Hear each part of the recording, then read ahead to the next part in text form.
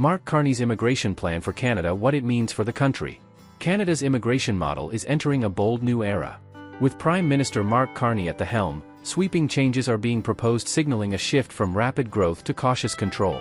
If you are interested in this topic, please pay attention and watch the video through to the end to get all the information. Please hit like and subscribe, and don't forget to push the notification bell for an upcoming video.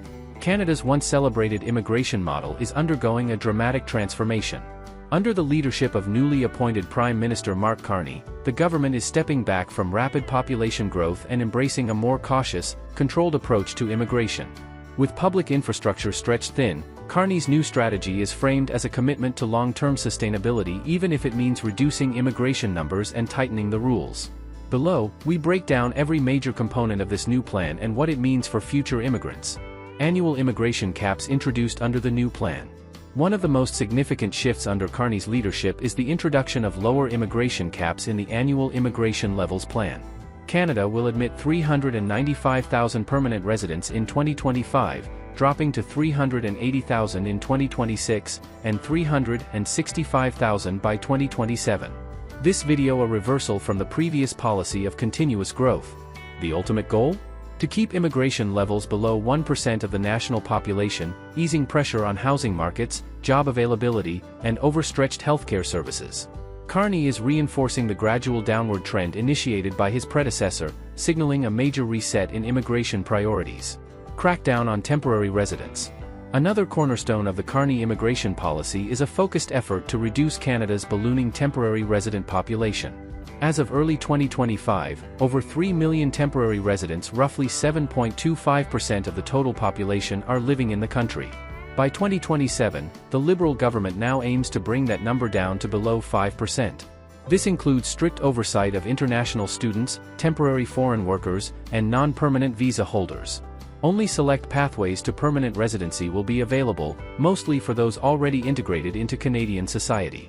Stricter rules for study and work permits. New applicants for study and work permits will face an increasingly restrictive system. Post-graduation work permits will be limited, spousal open work permits will be scaled back, and eligibility criteria across all categories will be tightened. These changes reflect the government's goal of prioritizing skilled Canadian workers while reducing housing demand and easing wage competition in vulnerable sectors. Focus on public services and infrastructure. Carney has been clear, immigration growth must be matched by infrastructure capacity. Until Canada's housing stock, healthcare, and public services catch up, immigration levels will remain capped. The emphasis is on rebuilding capacity before welcoming newcomers in large numbers, again a shift from quantity to quality in immigration policy. Mark Carney's proposed immigration reforms signal a shift in Canada's immigration policy. Canada appears to be on the brink of a significant recalibration in its immigration strategy. Mark Carney, the former governor of the Bank of England and now a prominent figure within Canada's Liberal Party, has floated a series of reforms aimed at reining in population growth by imposing new, stricter limits on immigration. Chief among these proposals are two key measures: a cap on temporary residents to no more than 5% of the population by the year 2027, and a restriction on annual permanent resident admissions to just 1% of the total population, translating to roughly 400,000 individuals per year. These proposed reforms come amid an intensifying national debate over how immigration intersects with broader socio-economic concerns, including the availability of affordable housing, strain on healthcare systems, and the overall capacity of national infrastructure. While some Canadians view the reforms as a sensible response to growing pressures, others argue they represent a step backwards for a country long lauded for its inclusive and welcoming immigration ethos. The core of Carney's vision. At the heart of Carney's framework lie two pivotal benchmarks. Annual PR admissions capped at 1%. Given Canada's current population of approximately 41 million, this would set the annual permanent resident intake at around 400,000. Temporary residents restricted to 5% of population. This category includes international students, temporary foreign workers, and other non-permanent visa holders, who would be limited to just over 2 million individuals in total. These figures represent a significant contraction from current trends. In recent years, Canada has welcomed a record number of newcomers, with immigration often exceeding 500,000 annually. Notable gaps and unanswered questions. While Carney's suggestions set clear numerical targets, the blueprint leaves several crucial issues unaddressed. For instance, there is no mention of how asylum claims will be handled amidst increasing global displacement, nor is there any indication of changes to citizenship processing times or naturalization policies. Moreover, the proposal is silent on how immigration quotas will be allocated across provinces and territories, an omission that could spark tension, especially in populous provinces like Ontario and British Columbia, where demographic and economic pressures are uniquely acute. Why now? The timing of this proposed reset is telling. Canadians are increasingly vocal about the impact of immigration on public services and affordability. Rapid population growth has coincided with ballooning rental prices, congested hospitals, and strained school systems.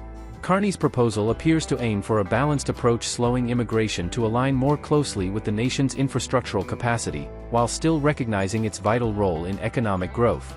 It is a strategy not dissimilar to those recently adopted in the UK and Australia, where population-based limits are paired with ongoing efforts to attract high-skilled migrants.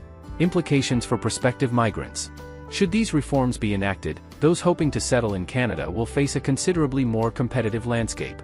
Express entry cutoff scores are likely to climb, while provincial nominee streams may increasingly favor candidates with Canadian work experience, job offers, or French language proficiency. Temporary residents, especially international students and low-skilled workers, may also find the bar raised significantly. To remain competitive, applicants should focus on bolstering their language proficiency, pursuing Canadian work or study opportunities, and targeting in-demand occupations highlighted by provincial governments. In summary, Mark Carney's proposal signals a strategic shift in Canadian immigration policy, a move away from unfettered growth towards a model that better reflects the country's capacity to support its population. Though the plan is still under discussion, it may well herald a more measured and deliberate approach to migration. For prospective immigrants, the message is clear: preparation, adaptability, and awareness of evolving policies are now more crucial than ever.